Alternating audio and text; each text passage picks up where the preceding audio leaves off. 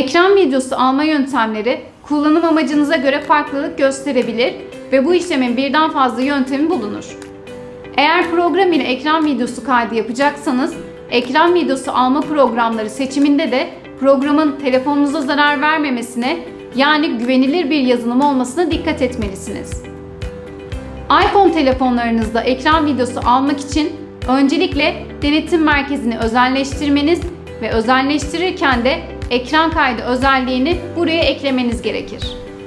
Çünkü denetim merkezinde kendiliğinden ekran kaydı sistemi bulunmaz. Ancak kısa yol olarak eklenebilir. Denetim merkezini özelleştirmek için iPhone'unuzun ayarlar bölümünden denetim merkezine gelerek denetimleri özelleştir kısmını seçin. Seçtiğiniz bölümde daha fazla denetim kısmından ekran kaydı seçeneğini dahil et yazan kısma eklediğinizde telefonunuzun denetim merkezine ekran kaydı eklenmiş olur. Ekran kaydını aktif edebilmek için telefonunuz ana menüdeyken parmağınızı aşağıdan yukarı kaydırdığınızda denetim merkezine erişebilirsiniz. Daha sonra ekran kaydı seçeneğini seçin.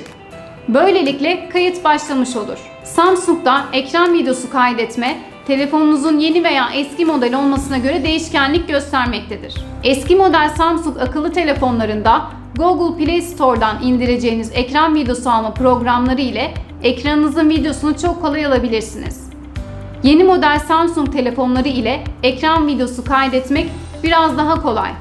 Çünkü telefonlarda ekran videosu alma programı kendiliğinden yer almakta. Windows işletim sistemi ile ekran video kaydı yapabilmek için klavyenizdeki Windows ve G tuşuna birlikte basın. Önünüze gelen ekrandan ekran kaydı özelliğini aktifleştirmek için onay verdikten sonra ekran videosu kaydı başlar.